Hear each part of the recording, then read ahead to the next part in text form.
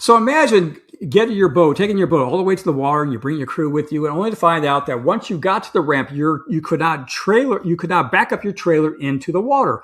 Well, that's exactly what happened to my brother-in-law Mark recently on the way to the lake. And the crazy thing is, all that frustration, all that difficulty could have been avoided by having one simple little tool, which I'm going to talk about later on today. Hey, I'm Jerry with Boater Input, and today I'm kicking off a brand new series called Learn It the Hard Way. And the idea behind the series is very simple. All of us boaters make mistakes from time to time, but by sharing stories from real boaters like you, we can all learn from that and hopefully avoid making those same mistakes ourselves.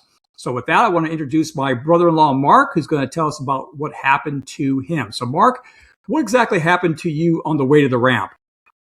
So on the way to the ramp, I pulled the boat up in front of my lake house to pick up my wife to go help me launch the boat. I went to back up a little bit. The trailer didn't back up.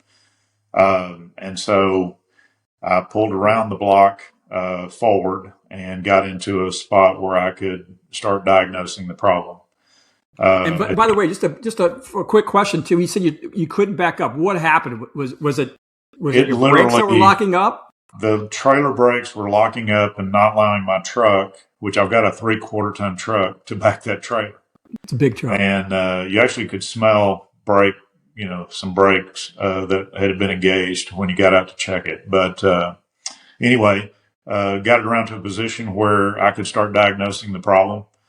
Took me about an hour, but at the end of the day, it was a bad connection on a ground wire that I had to replace. Took me about an hour to get all that diagnosed and put back together to be able to go launch the boat. Yeah, so that's a bit unfortunate. It's a holiday weekend and it's warm outside, and everybody wants to get out there in the water and enjoy themselves, and yet you're dealing with something like that. But fortunately, you were able to get it going, so I'm glad to hear that. Now, before that happened, had you heard of one of these trailer lockout keys? I had not. Because these are things that you can use when you have a situation like you're describing where your brakes lock up. Right, and I had this is my first boat trailer with tandem axle and surge brakes and brakes. And so evidently the dealership should have provided me that. They did not, and explained, what we're talking about.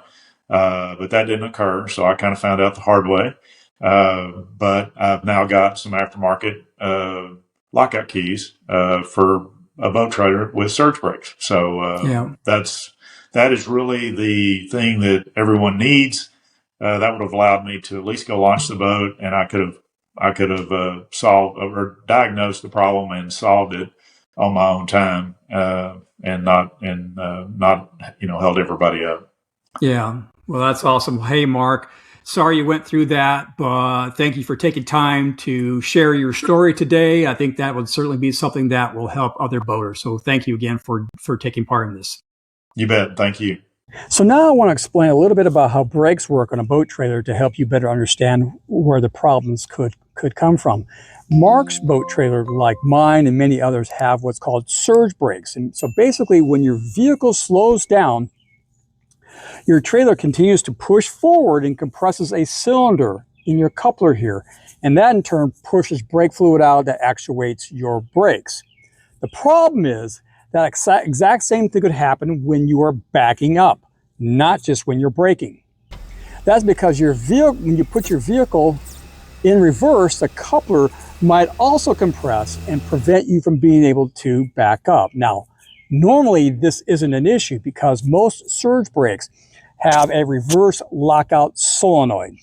And what that does is when you shift your vehicle into reverse, power from the reverse lights travels through your wiring harness and temporarily disables your surge brakes when you're backing up or when you're in reverse. But if you have a wiring problem, which was the case in Mark's situation, or if there's corrosion or a blown fuse or a failed solenoid in your coupler, the brakes may still engage when you try to back up. So that's where one of these comes in very handy.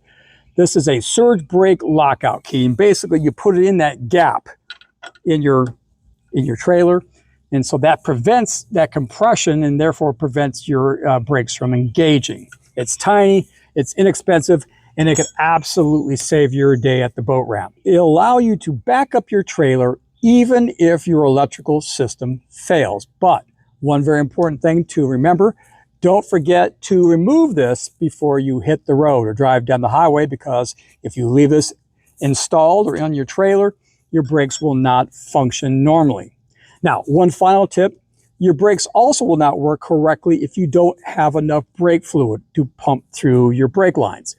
This is something that I neglected for years, but it's really easy to check. You just have a little cap, like I have one here, my silver cap here. You press down on a little tab, you turn it, that'll pop out. And then there's a little lid a little plastic lid inside there. So you just pop that off, take a look inside. If it's a little bit low, then go ahead and add some brake fluid. Now, for most boat trailers, you're going to want DOT3 or DOT4 brake fluid. And I'll leave a link to that in the video description. So just remember, before your next boating trip, be sure you have a trailer lockout key like this somewhere in your tow vehicle if you have surge brakes. And in case you don't have one, again, I'll leave a link to one in the video description. This little tip may just save your day and prevent you from dealing with a lot of frustration and losing time at the ramp. So, but now I want to hear from you. What boating mistakes or lessons learned have you learned the hard way? Drop me a comment down below, because your story may end up featured in a future video. And if you found this video helpful, please click on that like button and be sure to subscribe to my channel to get my weekly tips and insights for boaters. In the meantime, thanks for watching, and I will see you on the water.